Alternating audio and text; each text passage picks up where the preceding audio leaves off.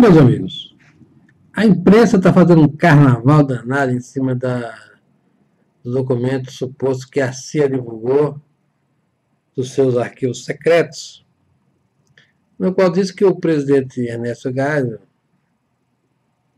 e o presidente Figueiredo, os dois outros governantes do governo militar, teriam pessoalmente dado ordem para executar os piores guerrilheiros sob custódia.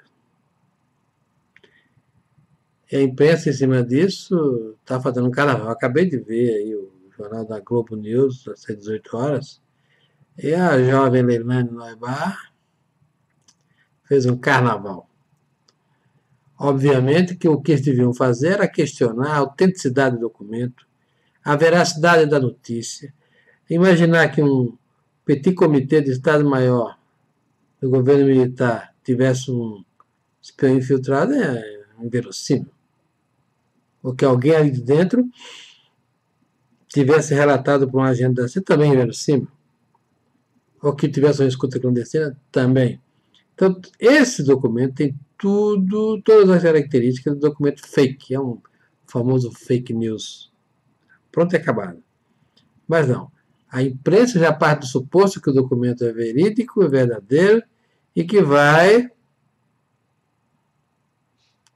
denunciar. O problema é que toda essa imprensa está na mão da esquerda. A esquerda faz o que quer. A esquerda sempre quis isso. Condenar o governo militar e inocentar a si própria.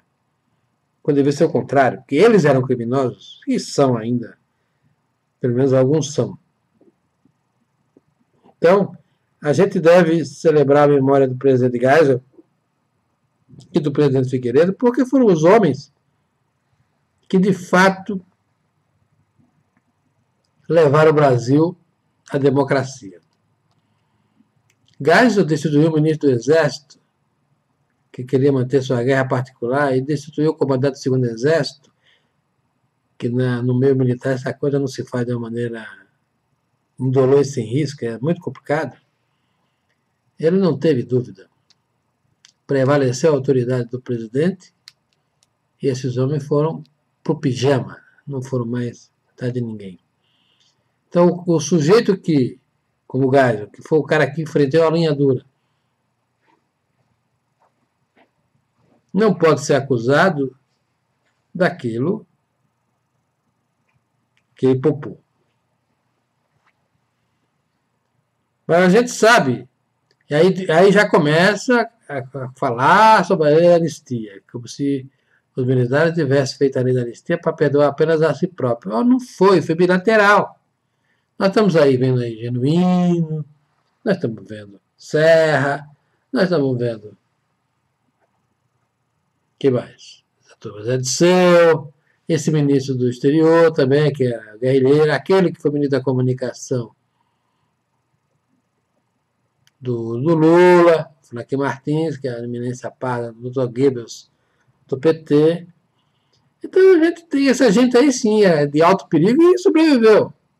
Se fosse para usar o critério da periculosidade para determinar a sentença, esses que eu falei aqui seriam os primeiros da lista.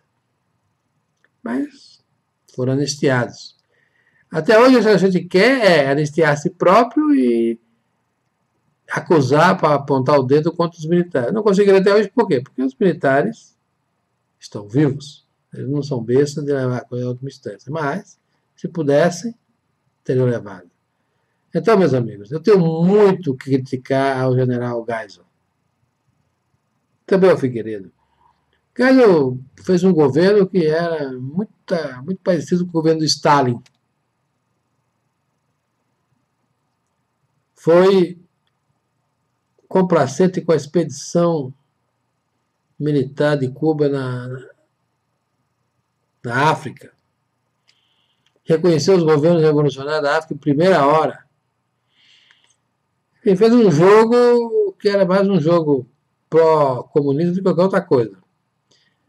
Mas o que ele não podia admitir, não admitiu, era de ver os guerrilheiros brasileiros matando brasileiros, jogando bomba no aeroporto, sequestrando gente, matando como aquele Lamarca matou o soldado friamente lá no direito de São Paulo.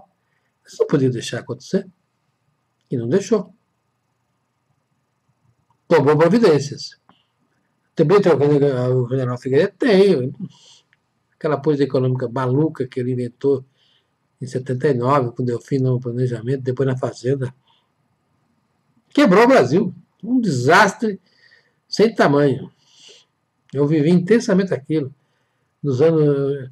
Em 1980 eu tinha 21 anos. Foi quando cheguei ao mercado de trabalho, quando eu acabava de me formar, eu sei o quanto era difícil para o país.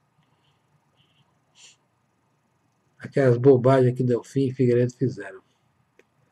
Mas eles podem ser acusados disso, de erros, de não ter feito um discernimento ideológico correto, uma política exterior correta.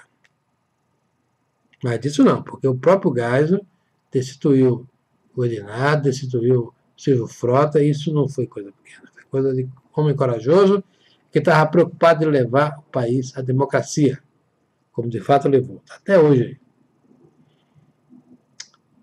Meus amigos, precisamos distinguir esse fake news aí quer dizer, primeiro, a origem, segundo, a intensidade com que a imprensa está tratando o assunto. Dá nojo. Praticamente o noticiário hoje ficou por conta disso aí. Mas é preciso colocar os pingos nos is. Para encerrar, eu queria falar um pouco da decisão do ministro Joaquim Barbosa de não concorrer à presidência da República. Ele fez o certo.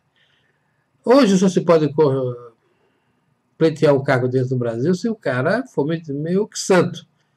E pelo que a boca pequena diz aí, o Joaquim Barbosa não é santo. Pelo menos na vida privada ele não é. O depoimento da ex-mulher da mulher atual, sei lá, não é dos melhores.